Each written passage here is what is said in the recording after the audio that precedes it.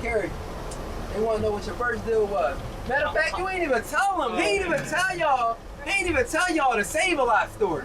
Alright. He ain't even tell y'all the Save-A-Lot story. Come on, man. You know what I'm saying, Switch? Alright. I'm gonna sit my ass down. Anybody shopped at Save-A-Lot before? Alright, I used to work there. I used to be a manager at Save-A-Lot way back when. Closed my first wholesale deal, right? But let me go before I close that deal.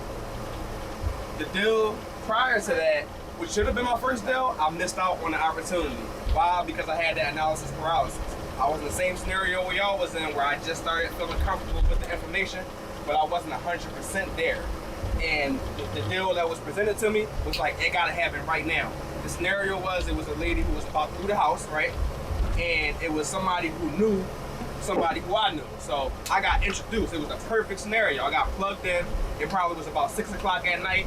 The lady gave me the scenario. She said, look, I've been working with somebody else, but they've been dragging their feet.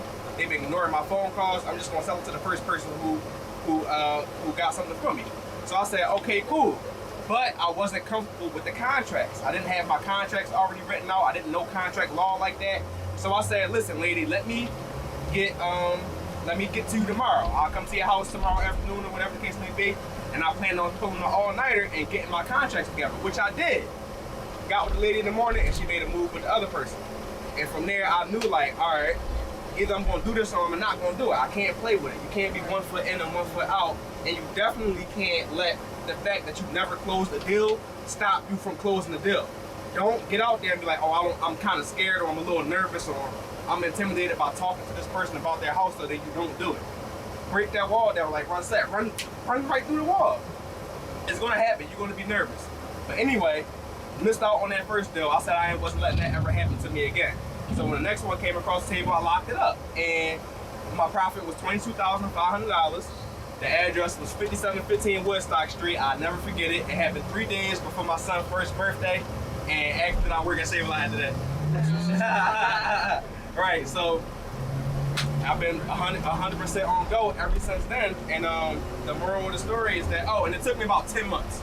It took me about 10 months to get that. After I learned what wholesaling was. My whole process, my whole real estate situation probably was about 1.5 years, because I started off as a real estate agent. For those of you who don't know, I went to school, I scraped my last little couple dollars together to get my real estate license, only to realize that it's difficult to make money as a real estate agent. Not saying that it's not for everybody, but it's not for me. I had to understand what was for me. I feel like I do the same thing, the same work that I did as a real estate agent, but I get paid a lot more for it because I don't have to split my money with the broker.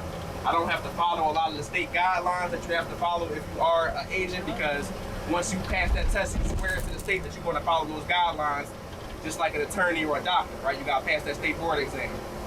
But long story short, that first deal is much closer to you than you think it is if you're ready to accept it. If you feel like you're not ready yet, I can't convince you that you're ready. I can't convince you for that $20,000 check if you in your head not ready to accept that. So once you mentally get past that part and ready to accept that first deal coming in, the deals are gonna come. You wearing this t-shirt around enough, people gonna stop and talk to you. You talk to the people who you know enough, somebody knows somebody who knows somebody that's looking to sell a house on this bus right now. I just don't know the exact pathway of how the relationship's gonna go, but between all of us in the bus together, we know somebody, or we know somebody who knows somebody who's looking to sell a house right now. And we just gotta tap into those things and really be confident in our ability. You go your store, bro. You go your store. I used to work in this one too. Yeah. Straight up, y'all. I used to collect them carts and put them up. Yeah, that was me. But I saw the vision. And even when I was at Save-A-Lot, I got that job fresh out of college, and I wasn't just like I was a district manager, so I was on a salary. I was making what was comparable to like $28 an hour, more than anybody in my family was making at the time. I was making more money than people who I looked up to, right? But I still knew that I wasn't reaching my full potential. I still knew that, all right, I'm making money, but I'm never home. I'm not home. I just had a newborn son, and I don't even really know him because I'm at work. I come home, I go to sleep, I wake up, and I run back to work, and I realized early in my life, I didn't mind working. I didn't mind putting in hard work. I'll work a double every day. But after I got older I got married, I started having children, I realized that my time was super, super, super important to me.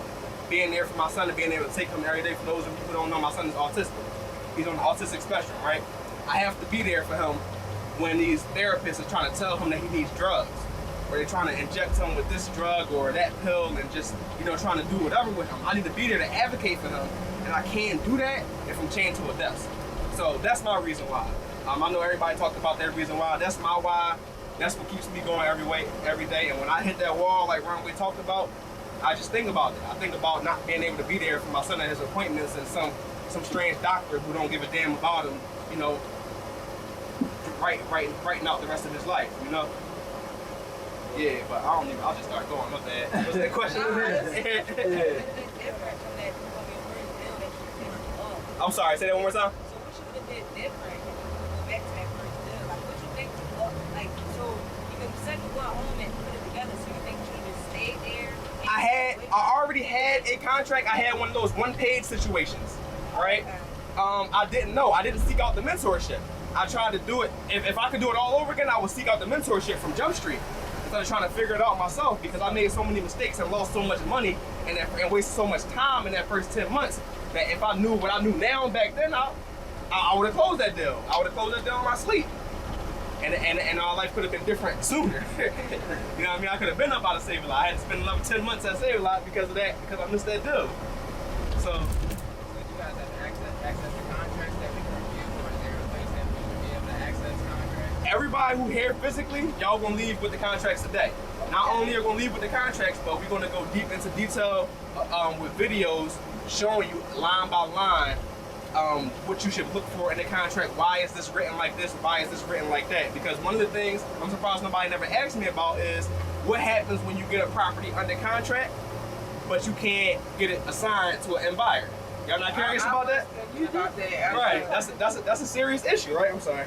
That's a serious issue, and how your contract is written determines what happens. Determines what happens when somebody defaults, because that's called default.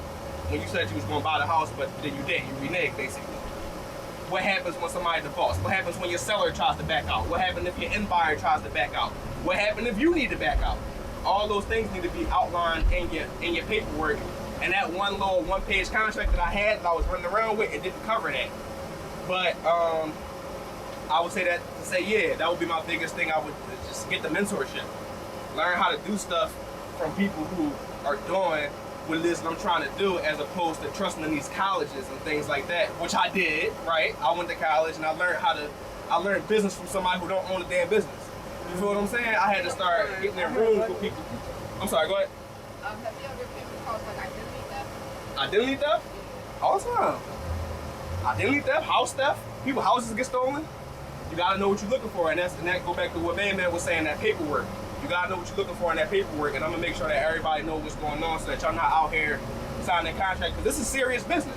When you sign that contract, you agreeing to abide by everything that's in that paperwork. So if you don't fully understand what's going on, that's deeper than real estate. That's anything in general. Us, and it's mostly us on the bus. I'm gonna say, as black folks, we sign shit and don't even be reading. You gotta know what it is that you agreeing to. So yeah, that's definitely something that we gonna touch on. What's up, bro? So you guys say we all gonna run into a block in the road. Yeah. You said your first deal took 10 months. So now that you've been more experienced, do you find yourself in times where it's like months go by and you haven't got a deal? I'm sorry, say that one Do more you time. find yourself in time now that you're experienced that months went by and you haven't closed the deal? Oh, absolutely. The pandemic just happened. Shit was shut down for me just like it was shut down for everybody else for like 3 months. I didn't know what was gonna happen. But I know one thing, can't nobody fire me. And I know that once the real estate market opened back up, which I knew that it would, that I would, you know what I mean? It would be right back into the mix. And I knew what the result of that would be. Like for right now, everybody know about the rent situation, right? You can't get evicted right now. They was supposed to start doing evictions again September 1st, but now they just installed it again to the end of the year. We doing them in some places though. In some states, yeah, but not here. Yeah. Once it gets to the point where people can start getting evicted again, evictions are going to be super high. There's going to be so many people who are looking to sell their house because they've been looking to sell it, but they couldn't sell it because they got this tenant in there that they can't evict. Once they can get that tenant out and get evicted, So that's what I'm saying. Like, you got to be tapped into what's going on in your marketplace, and every single marketplace is different. The news that affects the real estate in Philadelphia is going to be different than the news that affects real estate in Nebraska. But if you practicing in Nebraska, you better know what that damn news is that's affecting the real estate in your market. You got to know what's going on. It's not just all about ARV and comp. Sometimes you got to be able to read in between the lines and know and be able to project what's happening in your marketplace.